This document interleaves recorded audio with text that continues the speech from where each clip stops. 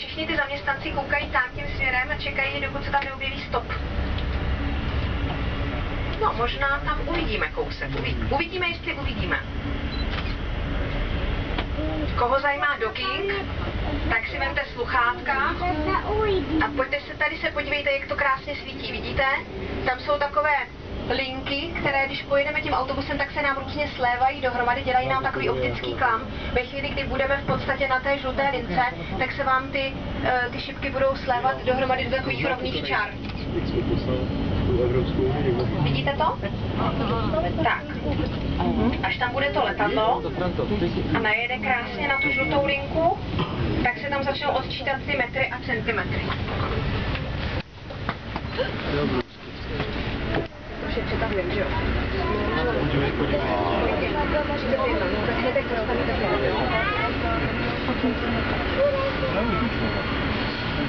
To nejlepší na vás.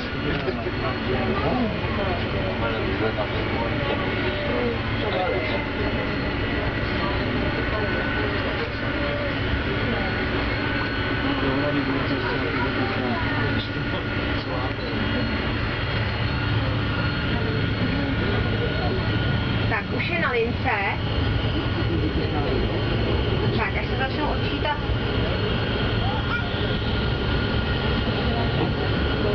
14 metrů, 13, 11.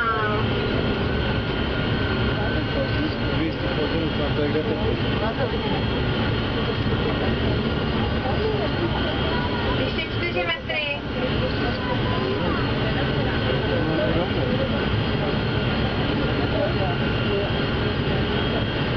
Stop. Tak, v tuto chvíli to letadlo zastavilo, samozřejmě se k němu pořád ještě nikdo nemůže přiblížit. Tak, už se vypínají motory, první, co se musí udělat tuto letadla, tak se letadlo zašpalkuje, to znamená zamezí proti samovolnému pohybu. No a pod kýdla a k motorům se budou dávat takové oranžovo-bílé kužele. Kdy se tam dávají vždycky, u jakéhokoliv letadla z bezpečnostních důvodů a musíte ty kužele s jakoukoliv technikou objíždět, abyste to letadlo nějakým způsobem nepoškodili tou technikou, protože někdy je ta technika poměrně vysoká, velká, mohli byste třeba urazit kus křídla, aniž byste chtěli. No a potom se začnou posunovat nástupní mosty a teprve, když je ten nástupní most úplně připojený k tomu letadlu, tak teprve potom letuška zevnitř může otvírat dveře. Vidíte, že z levé strany už najíždí všechna ta technika, která bude vyndávat zavazadla a ta auta s tou speciální korbou, jak je na nich napsáno Alfa, tak ta přivezla catering, jídlo, občerstvení do letadel. Ta korba se dá zvednout až přímo ke vchodu k letuškám samozřejmě, tam se budou ty prázdné vozíky bez jídel vyndávat a potom se budou plné dávat dovnitř. Tak. Kolik se tam vejde lidí? Do Jamba se vejde strašně moc lidí, ale je to podle toho, jak si ta letecká společnost přeje to, jakou verzi toho letadla vyrobit.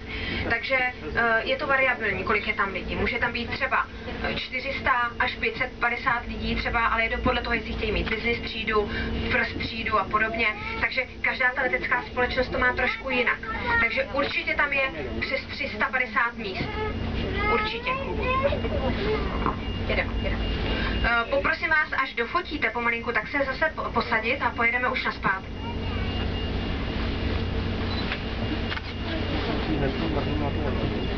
Protože každá hodina se tady vyložení, vystoupení, naložení a nastoupení musíme hrozně, aby to napadlo zase mohlo zpátky čas průzeně jako až dosud. Tam taky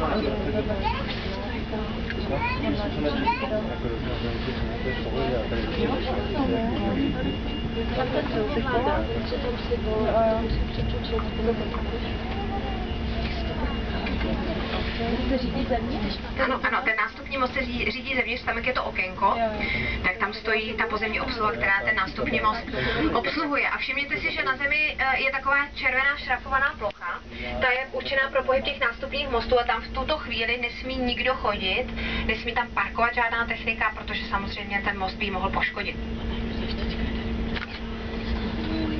Bomba.